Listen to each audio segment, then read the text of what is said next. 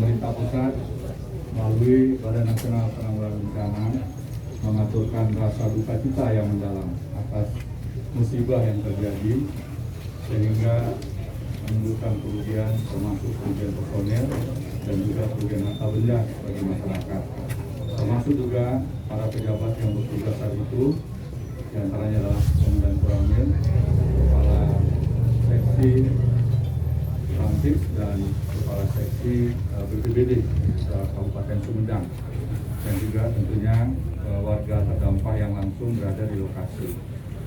Atas kejadian ini, pemerintah pusat akan memberikan dukungan bersama dengan pemerintah provinsi agar musibah ini bisa meringankan beban masyarakat.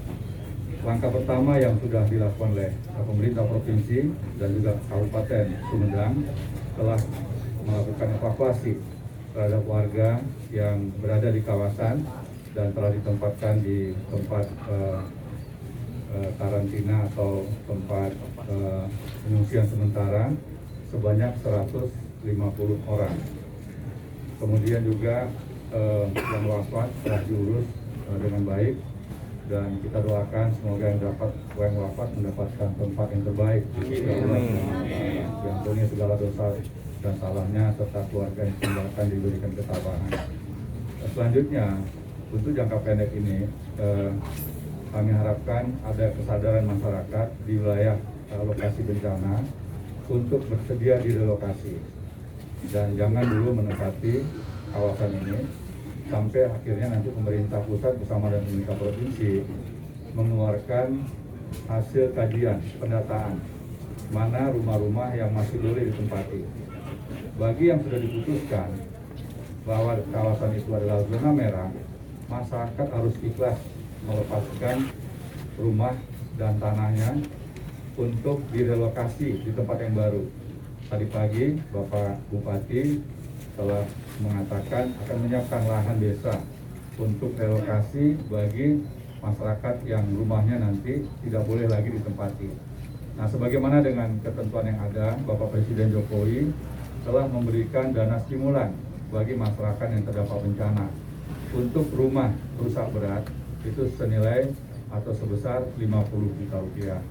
Adapun yang rusak sedang 25 juta rupiah dan yang rusak ringan adalah 10 juta rupiah. Dan kita berharap khususnya yang rusak berat bisa sesegera mungkin dibangun bersama dengan pemerintah provinsi didukung oleh TNI dan Polri. Jadi kalau usulan ini sudah bisa diselesaikan, maka kami dari pemerintah pusat, Badan Nasional Penanggulangan Bencana, tentunya juga didukung oleh kementerian lain seperti PUPR, Kementerian Sosial, dan juga kementerian lainnya akan segera melakukan langkah-langkah untuk meringankan beban masyarakat. Lantas yang terakhir, selama beberapa minggu terakhir ini, pemerintah pusat lewat BMKG dan juga didukung oleh BNPB telah sering sekali mengingatkan seluruh kawasan untuk memperhatikan dan mencermati informasi-informasi yang dikeluarkan oleh BMKG terkait dengan cuaca ekstrim. Dan pada tanggal 8 kemarin, ya 3 hari yang lalu, selangi 2 hari yang lalu, telah dikeluarkan SMS blasting agar masyarakat bisa waspada. Nah, mohon kiranya peringatan-peringatan seperti ini betul-betul diantisipasi dan saling mengingatkan, terutama kawasan dengan kemiringan lebih dari 30 derajat. Kenapa demikian?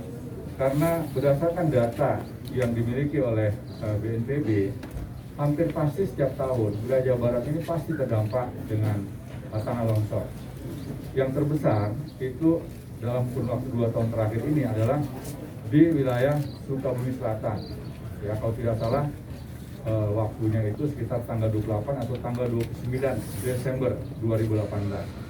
Di situ juga terjadi tanah longsor yang mengakibatkan lebih dari 30 orang masyarakat meninggal dunia tertimbun tanah longsor. Nah, oleh karenanya melihat kontur morfologis tanah wilayah Jawa Barat yang berupa kemiringan yang cukup terjal, maka yang pertama saya himbau jangan menebang pohon.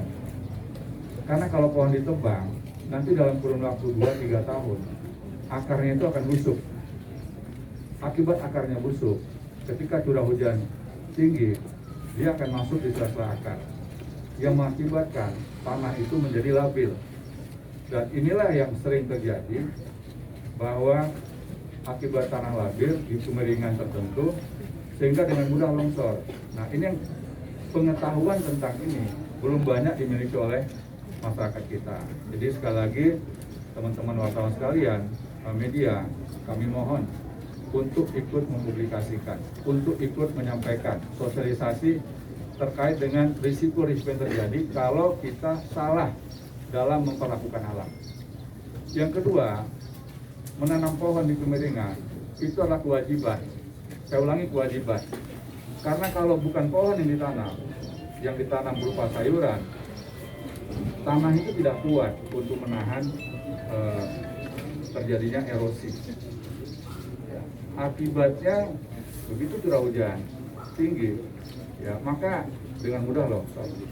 Ini terjadi di banyak tempat, terutama di Pulau Jawa, Jawa Barat, Jawa Tengah, dan juga Jawa Timur serta Banten. Ya.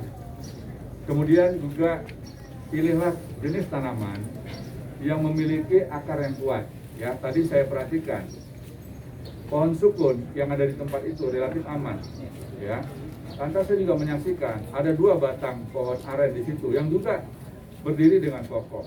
Ya, nah kami dari BNPB akan mencoba untuk membantu dalam waktu yang singkat, ya, untuk bisa mendapatkan jenis tanaman tertentu yang memiliki akar yang kuat, mumpung masih dalam suasana musim hujan. Nah, kami harapkan nanti unsur TNI, Polri dibantu oleh BPBD dan juga para relawan tentunya yang telah bekerja keras mulai hari pertama, kami harapkan untuk tetap ikut berpartisipasi sampai dengan status darurat bencana ini nantinya beralih kepada status yang lain.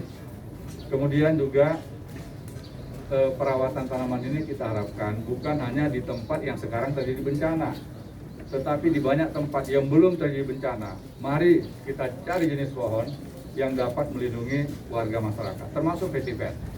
Awal tahun 2020 yang lalu, tepatnya pada tanggal 1 Januari, daerah Bogor, Kabupaten Banten, dan DKI Jakarta itu pun